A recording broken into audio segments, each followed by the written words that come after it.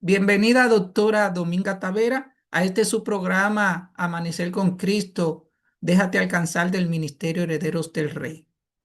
Bendiciones para todos, todas. Nosotros vamos a impartir, a conocer, a entender un poquito más lo que son las funciones cognitivas, las funciones del cerebro, cómo interlazan, intervienen en el proceso de la oración. Y usted dirá, ¿qué tiene que ver cerebro, emociones eh, con orar? ¿Qué tiene que ver mi, mi órgano, verdad? De, de donde yo proceso con orar. ¿Y por qué consciente? ¿Y por qué mente? Si lo dividimos en parte, estaremos notando de que realmente la palabra conscientemente pudiera decir consciente y mente. O sea, como que tiene dos palabras en una. Y para definir conscientes, vamos a entender, que yo sé que ustedes sí lo entienden, pero vamos a referirnos un poquito. La palabra consciente, o en esta ocasión, aunque la podemos aplicar a otro término y otro significado, pero consciente es como que yo sé, en mi propia palabra, ¿verdad? Y eso es lo que usted entiende. No nos vamos a ir a algo científico, vamos a ir a algo cotidiano que nosotros entendemos, que nuestro cerebro digita fácilmente. Consciente de que yo sé lo que estoy haciendo, que yo entiendo que voy a hacer. Por ejemplo, si yo voy a colocar mi mano en una olla hirviendo, yo sé conscientemente que me voy a quemar, a menos que esté afectada de mi cerebro. Si tengo algo que en este caso vamos a conocer como corteza prefrontal, y decidí auto, ¿verdad? Tengo autocontrol, pero aún así, teniendo el control de decidir entrar la mano o no entrarla, independientemente de lo que yo decida, yo sé, ¿verdad? Que me voy a quemar, que no debo hacerlo, porque voy a tener que salir al médico o voy a tener que quedarme posiblemente sin manos o voy a tener que estar muy enrochada porque el agua, dijimos, estaba hirviendo. Pero aún así, aunque usted diga, oh, pero qué drástico este ejemplo, ¿verdad que sí? ¿Por qué? ¿Por qué tan fuerte en este caso? Porque aquí no hay niños, ¿verdad que sí? Creo.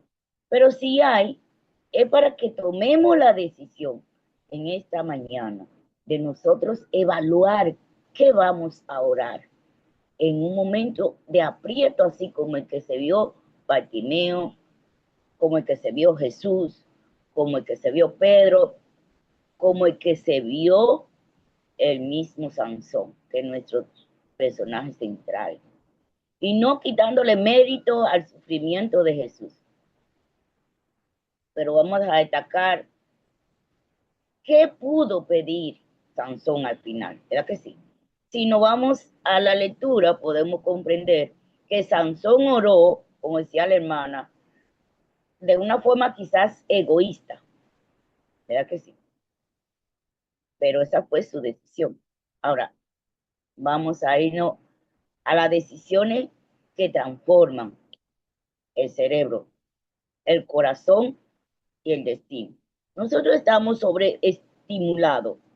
Nuestro cerebro está sensorialmente, valga la redundancia, cargado, sobreestresado, con todas las informaciones que recibimos del entorno y en las redes sociales. No están tan cerca de nosotros esas guerras y esos resultados de las guerras, pero sí nos llegan y sí nos impactan, entran a nuestro cerebro y activan la corteza cerebral, activan las amígdalas, activan nuestro hipocampo, nuestra memoria, ¿verdad? Nuestra plasticidad cambia Si podemos ver aquí estos términos, ¿qué son? La corteza prefrontal son las áreas donde tomamos decisiones autocontrol, planificamos, tenemos juicio, sabiduría para poder tomar esa decisión. Las amíndalas, o la amíndala, que es una que tenemos en la parte eh, más cercana, vamos a decir, al sentimiento. Entonces hay miedo, la ansiedad, el estrés, respuestas emocionales, la confianza en Dios, ayuda a regular estas emociones. Aunque la amígdala es también la que dispara, ¿verdad? La que avisa, es la alarma que nos dice algo está mal, pero muchas veces no está mal, que digamos, pero sí nos dice que debemos actuar en cualquier situación que sea en miedo o sea en alegría, cualquier emoción, ellas nos avisan, hay una emoción, debe actuar, hay un miedo, te va a generar una ansiedad, te va a generar un estrés. Entonces, esta respuesta de la amígdala, entonces coloca en alerta o pone a trabajar a las demás áreas para entonces poder procesar o decir, mencionar lo que pensamos.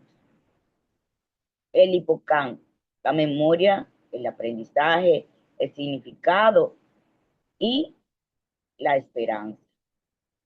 Esta parte del cerebro es lo que nos ayuda entonces a recordar los tiempos pasados, lo que vivimos, los textos que leímos, la experiencia que tuvimos con Dios, el conocimiento. Y esta parte me encanta porque es la parte donde trabaja el cerebro para decirme, tú tienes en una angustia que te mandó la amígdala, pero tú tienes un hipocampo que tiene memoria guardada, que tiene material suficiente para tú saber que lo que tú sientes ahora tiene solución.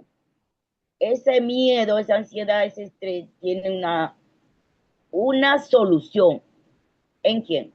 En lo que yo te almacené, en lo que yo te guardé, que fue ese momento que estuviste con Dios en la madrugada, ese momento que estuviste con Dios en este programa, ese momento que estuviste con Dios, esa experiencia en donde oraron por ti, pidieron a Dios, clamaron a Dios y tus emociones cambiaron, se regularon, se transformaron y tu miedo se convirtió en confianza, se convirtió en alegría. Y esa ayuda que vino de Dios entonces fue lo que te hizo en ese momento tener un milagro. Por eso en este momento dice, venga, esa área, tú puedes accionar y pedir diferente. Pide diferente ahora. Pide clamando o dando gracias simplemente. Porque yo sé que tú me vas a sacar, Señor, de aquí. Esa confianza, ¿verdad? Me la da que esta área del cerebro. Este significado a lo que yo estoy pidiendo, ¿eso qué significa? No es miedo, simplemente para quedarme con el miedo. Es una reacción válida. Tú tienes que validar, sí, esa respuesta que te dio la amígdala. Tú tienes que enfrentarla y decir, sí, es cierto, está pasando. Siento miedo en este momento, no me siento bien. Siento que no puedo, ¿verdad? Pero ahora yo me aferro a lo que me está diciendo entonces el hipocampo. Tú tienes material guardado, úsalo. Ese es el significado. Entonces nos vamos a la parte donde dice gran conflicto y el libre albedrío. En esta parte del hipocampo nosotros vamos a recordar que yo soy libre para decidir, que soy libre para utilizar el aprendizaje previo, guardado, ¿verdad? Que soy libre para darle un significado a ese miedo, a esa ansiedad, que soy libre para pedir y confiar, tener esa esperanza que me está dando el hipocampo, para yo pedir consciente de lo que voy a pedir Yo tengo que saber, como decía Marita, que consciente y mente van de la mano, van unidos. Porque en mi mente yo estoy sintiendo y mi alarma me está diciendo que yo tengo un miedo, que yo tengo una ansiedad. Y como yo ya tengo material previo, entonces yo decía, ok, yo lo tengo, es real, yo siento que no puedo. Quizá nuestra mente se vaya a ese momento de Bartimeo, o a esa pregunta de Jesús, ¿qué quieres que te haga? Ahí Jesús usó ese libre albedrío que le dio. Tú decides, ahora dime qué tú quieres. Yo sé que tú quieres, pero yo quiero que tú lo valides, que tú lo digas, que tú lo menciones, porque hay un conflicto entre bien y mal, tú eres el que tiene que confesar, tú tienes que decirme, porque aunque yo lo sé, yo no puedo darte lo que tú no decidas que yo te dé. Yo puedo darte todo, y eso es lo que dice el texto. Yo pongo en Deuteronomio delante de ti la vida y la muerte, elige la vida para que vivas. Deuteronomio 30, ¿verdad? 19. Nosotros tenemos la libertad. En este conflicto, Dios respeta esa libertad. Dios nos forza, Dios nos da libre albedrío. Dice aquí, Él ama, guía e invita, pero nunca que obliga. No te obliga. Y eso tenemos que tenerlo conscientemente. Dios no te va a dar lo que no pide. ¿Verdad que si pudiéramos irnos a muchos casos, como el de Elías, vamos a irnos a la oración de Elías, cuando dijo también a la oración de Pedro, ¿verdad que sí? Y al clamor de Pedro, que todos sabemos, maestro, me hundo, sálvame que perezco, pudiéramos decir. Y nos vamos a ir entonces a esa oración de Jesús mismo, humano, ¿eh? Que utilizando esta parte del cerebro, cuando la amígdala le avisó, tengo miedo, Padre, en esa oración, en ese Getsemaní, yo tengo miedo, si es posible pase de mí esta copa, es amarga, es fuerte, dura, ¿eh? Pero no se haga mi voluntad. Pudiéramos decir así al Señor, no sea como yo quiero ahora, porque mi mente me va a traicionar. Mi miedo me está diciendo, mi amígdala me está diciendo que tengo una alarma. ¿Y por qué psicoeducación es lo que me encanta? Porque cuando yo conozco lo que pasa con mi cerebro, entonces yo voy a poder pelear este conflicto de mi mente, que dice el Espíritu decía que la mayor batalla se libra en la mente, no con el vecino, no con el hermano, no con el mismo Satanás, sino conmigo misma. Yo soy mi propia enemiga. ¿Cuándo? Cuando no tengo la capacidad de conocer qué pasa conmigo para regularizar y utilizar esos recursos. Ahora vamos a irnos a lo que decía Deuteronomio 30, 19. A los cielos y a la tierra llamo por testigo. Hoy, ahora, Dios te está llamando a ti también, como un testigo vivo, no solo a la tierra, sino a ti, de que Dios ha hecho grandes cosas contigo y de que hoy, esta mañana, te está trayendo este análisis y de que te está ya educando. Dios te está educando, Dios te está guiando, Dios te está invitando, pero nunca te está obligando. Esta herramienta guárdala en tu hipocampo. Hoy no olvides que tú tienes un cerebro, que tiene una corteza prefrontal para tú decidir, para tú autocontrolarte, para tú planificar incluso qué vas a decir en un momento. Aunque en este momento déjame decirte que pasa ese miedo, no tiene la capacidad para decidir muy bien. Ahí donde viene entonces la voluntad, donde Jesús te pregunta, como le dijo, ¿qué quiere que le haga? Entonces tú puedas decidir, quiero ponerme en tus manos, como dijo Jesús. Quiero que tú obres por mí porque yo no puedo ahora. Porque al momento de orar, podemos orar y Dios, como está en apuro, como la amígdala te disparó muchísimas señales de alarma y tú estás fuera de control, y tú oraste lo que pudiste decir, lo que te salió. Entonces Dios, esa pequeña oración la utiliza en este momento de aprieto, de angustia, ¿verdad? De estrés, de ansiedad, con tantas emociones encontradas. Dios utiliza ese pequeño momento que te quedó, que te pudiste decir, y entonces ahí es donde entra Sansón. Él respondió, como decía la hermana, a esta oración. Jesús respondió la respuesta. Le dio la respuesta a Dios, a Sansón.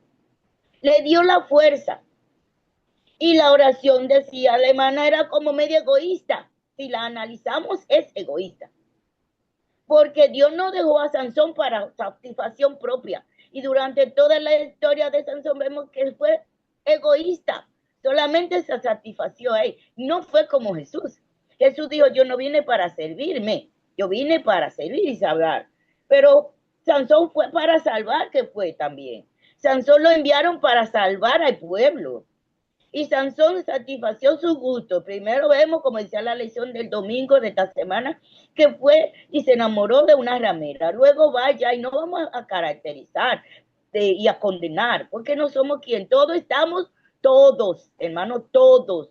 Si usted nació y está en el mundo como Adán y Eva, todo con el libre albedrío, estamos expuestos con el mismo cerebro, con la misma corteza cerebral, con la misma amígdala, con el mismo hipocampo, nosotros con la neuroplasticidad que dijimos también en otros sermones o otra charla o otro psicoanálisis que hemos tenido en otra ocasión. Esta neuroplasticidad es lo que te va cambiando tanto del entorno, de lo que guarda, de lo que ve, de lo que oye, de lo que escucha. No es lo mismo oír que escuchar. Quizás ahora tú estás escuchando, quizás ahora tú estás pensando, pero sí, ok, todo eso, pero tú quizás no estás oyendo claramente, o quizás tú no estás escuchando, prestando atención. Oír, porque sí, porque tengo que estar aquí, pero quizás está como los discípulos que fueron con Jesús a Getsemaní, que estaban cargados, y dice el libro de Lucas, que estaban tan tristes que su tristeza lo engañó y lo cargó tanto que le dio sueño. Y me encanta cómo lo explica el doctor Lucas. Lucas dice, otros escritores dicen que ellos estaban como distraídos más o menos, como cansados. Dice, yo lo entendía hasta que leía a Lucas de muchas maneras, de negligencia, poco compañerismo, pudiéramos decir de todo, juzgarlo.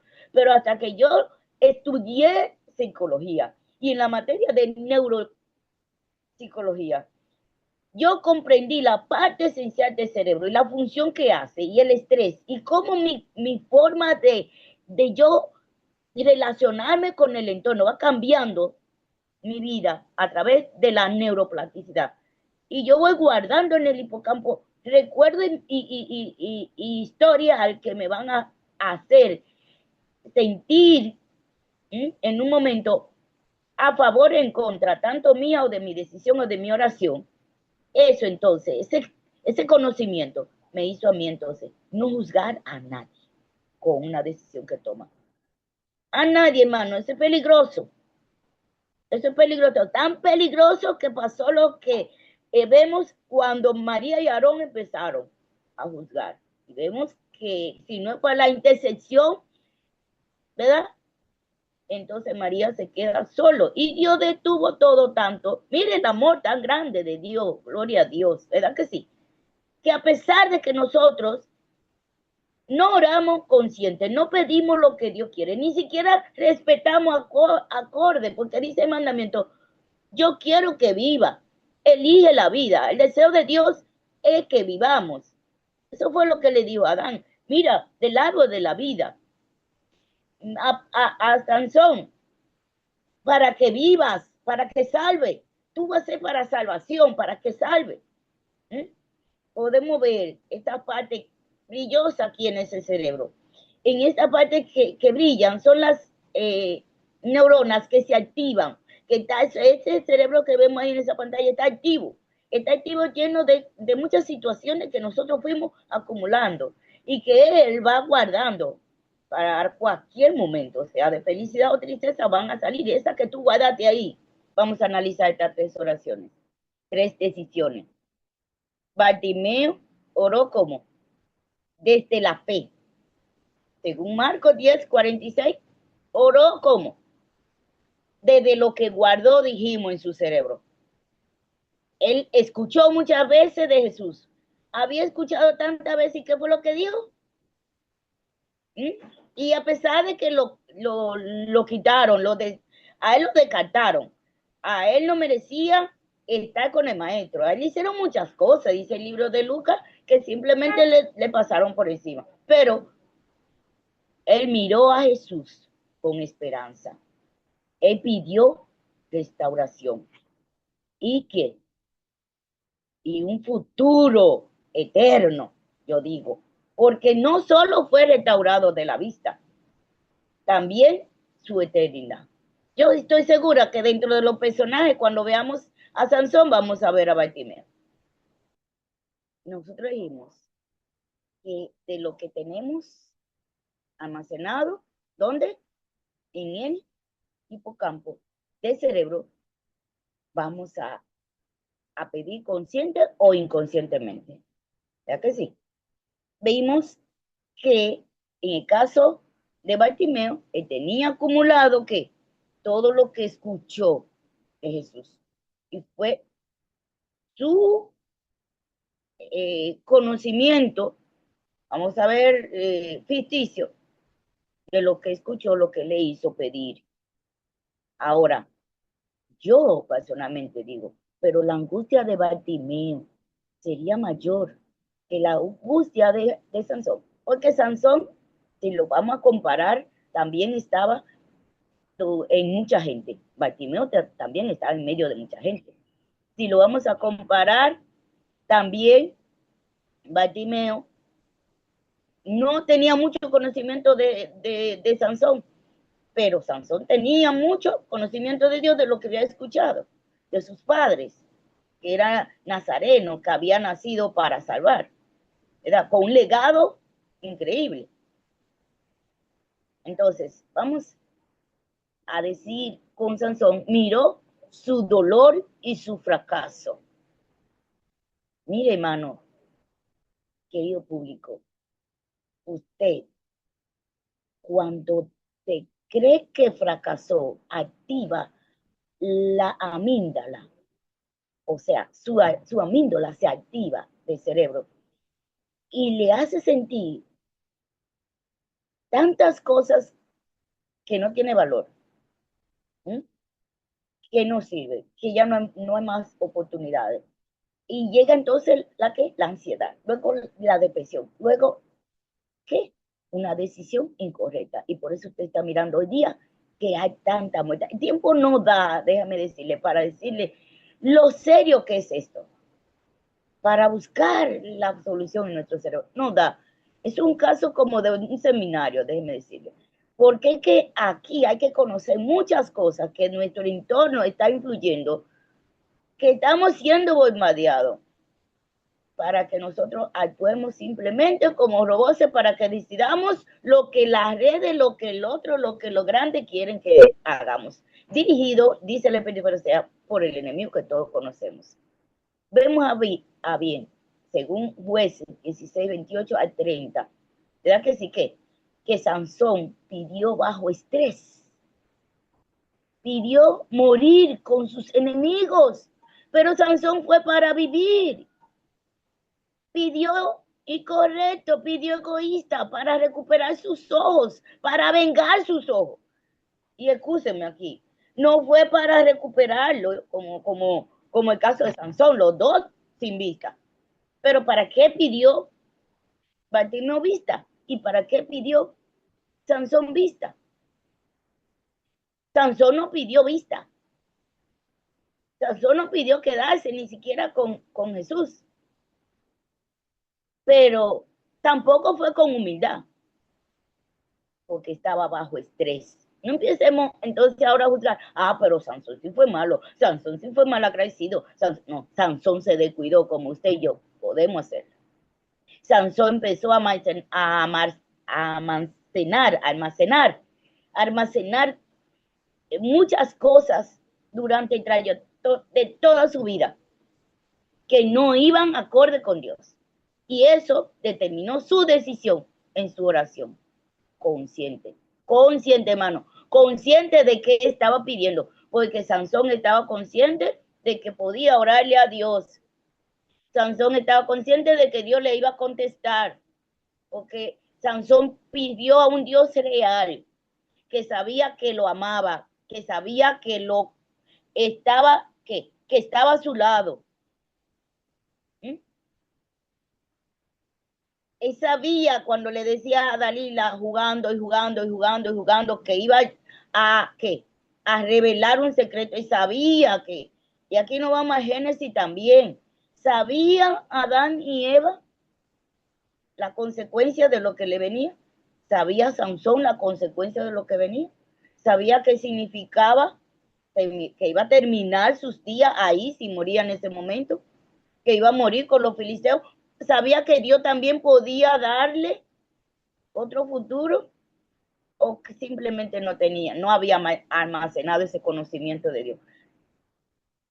No había conocido lo suficiente a Dios. Jesús sí conocía suficiente al Padre. ¿Y cuál era la diferencia entonces, hermano? Que Jesús sí pasaba madrugada con quién. Ah, no, no es que era que Jesús era Dios, ¿no? Que Jesús cumplió el orden, la rutina, decimos en psicología.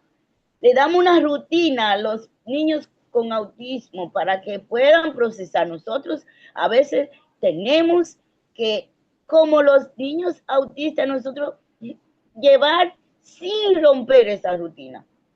Porque inmediatamente la rompemos, vamos a violar un proceso en nuestro cerebro que nos va a dar resultado sí o sí, acorde a lo que hemos almacenado en el hipocampo, y nos vas a transformar de fe o conocimiento en Dios al momento actual, según la plasticidad. ¿Mm? Señor, acuérdate de mí y muera yo con los filisteos. Oh, qué impulso, qué emoción, qué dolor tan fuerte sentía. ¿Pero de qué? Y morita, de su fracaso. ¿Qué dolor sentía? ¿De qué? De la vergüenza, de no poderse vengar. ¿Quién activó eso? Esas emociones que estaban guardadas en su cerebro, en la amígdala. Hermano, no es simplemente que Sansón debió actuar diferente, no podía actuar diferente. ¿Y por qué no podía actuar diferente? ¿Por qué no podía orar diferente? Porque lo que tenía guardado era diferente. ¿Mm? Porque vamos a actuar acorde a lo que tenemos guardado. Su oración y su cerebro, culpa, vergüenza, desesperanza, estrés, estrés extremo. ¿Mm? Hay varias escalas de estrés.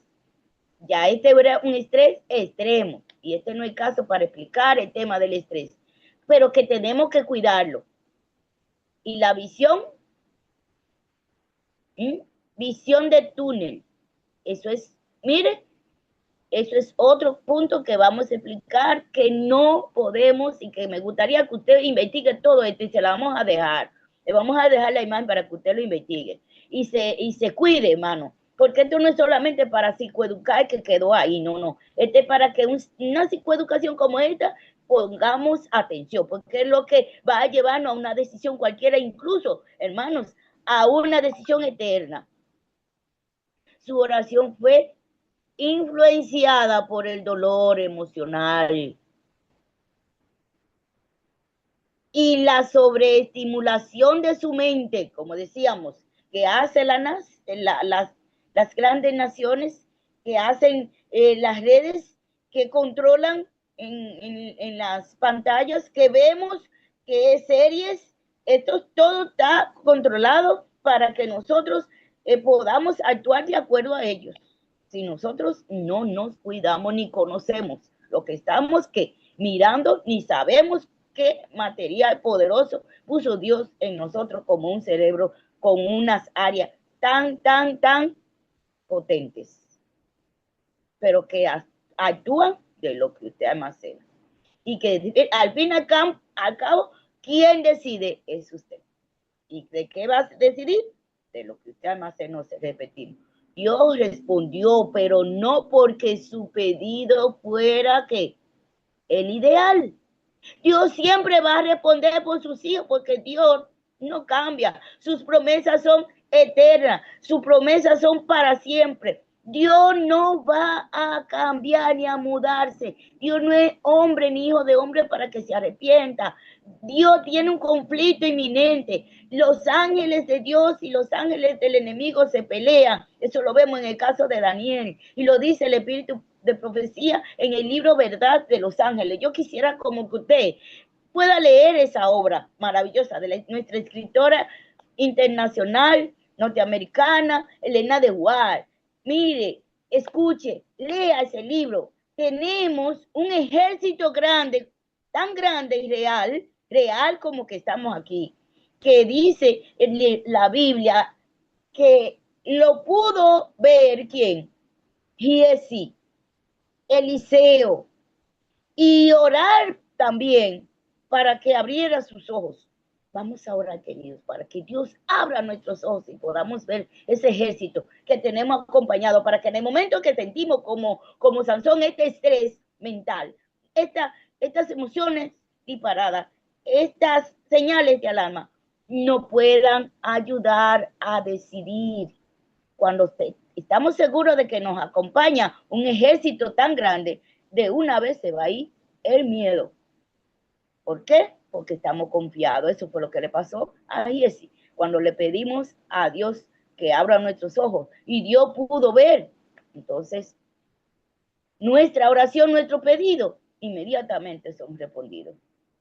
Inmediatamente Dios manda. Eso fue lo que le dijo Dios a Daniel. Tu oración fue contestada desde que empezaste a orar. Y que el rey de Persia, que como tenemos un conflicto, que intervienen también, hay ángeles buenos, poderosos, pero hay malignos, esa guerra está inminente ahí. Entonces, ¿qué pasa? Actúan de acuerdo a qué? A su decisión. Mis queridos, si no fuera porque Dios es fiel, Sansón no se hubiera salvado con esa oración que hizo. Sansón oró porque su corazón volvió a clamar a Dios. Dios es por, ¿qué dice? Dios respeta nuestra libertad. ¿Mm? Aunque nuestro clamor no vaya acorde a su principio. Dios busca que responder esa oración de la mejor manera. Vamos a ver, Bartimeo, su oración ¿cómo fue? Con un cerebro ¿cómo? Su corazón y su cerebro tenían fe, tenían esperanza, tenían confianza, tenían motivación, tenían expectativa positiva. ¿Mm? Jesús reconoció su dolor, su angustia, pero confió en la voluntad del Padre. No se haga mi voluntad, sino la tuya. Jesús tenía un corazón y un cerebro que emocional, aunque era como Dios divino. En su parte humana sentía emociones, sentía fe, estaba positivo a pesar de esa angustia tan grande. Obediencia, integración perfecta.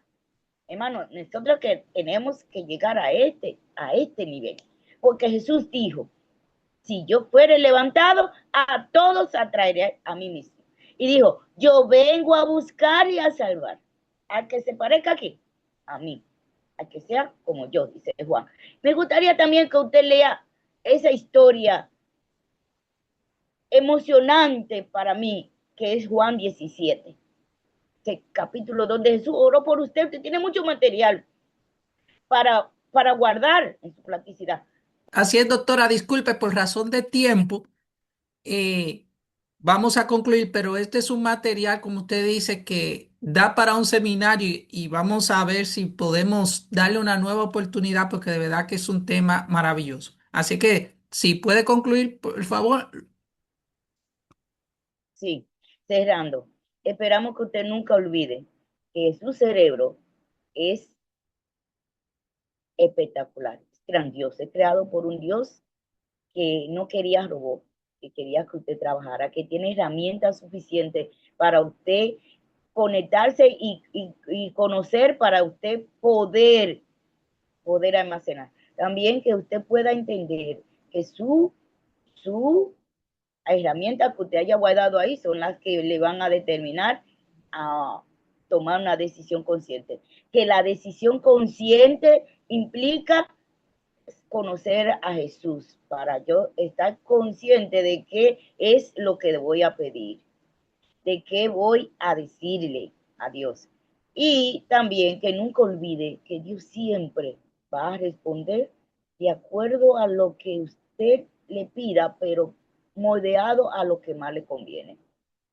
Que lo ama tanto, tanto, como dijo a Jesús. Este es mi hijo amado en quien tengo contentamiento. Dios me lo bendiga. Amén, amén. Gloria a Dios. Bueno, por razón de tiempo, que no hemos pasado unos minutos y sabemos que hay programa especial en la iglesia, queremos agradecer a la doctora Tavera por esa presentación magistral. Ojalá podamos tener en otra ocasión la siguiente parte. Hay una parte muy linda al final que habla entonces de unas recomendaciones interesantísimas. Pero hemos sido bastante edificados con este mensaje. Ahora esperamos que lo podamos poner en práctica. Vamos a pedirle que nos despida con una oración, doctora, antes ya de concluir de manera formal, y se le invita para la familia feliz esta tarde, y así concluimos agradeciéndole a esas 22 personas que estuvieron atentas desde el principio a este maravilloso programa. De verdad, muchas gracias y esperamos que tengan un día en bendición. Oramos, bendito Dios y Padre que estás en las alturas de los cielos. Gracias porque tú nos amas. Gracias porque nos hiciste libres. Gracias porque tú no quieres que meramente te busquemos porque sí, sino que entendamos el por qué te buscamos. Ayúdanos a buscarte de todo corazón, pero consciente de que tú eres un Dios real y que quiere todo lo mejor para nosotros.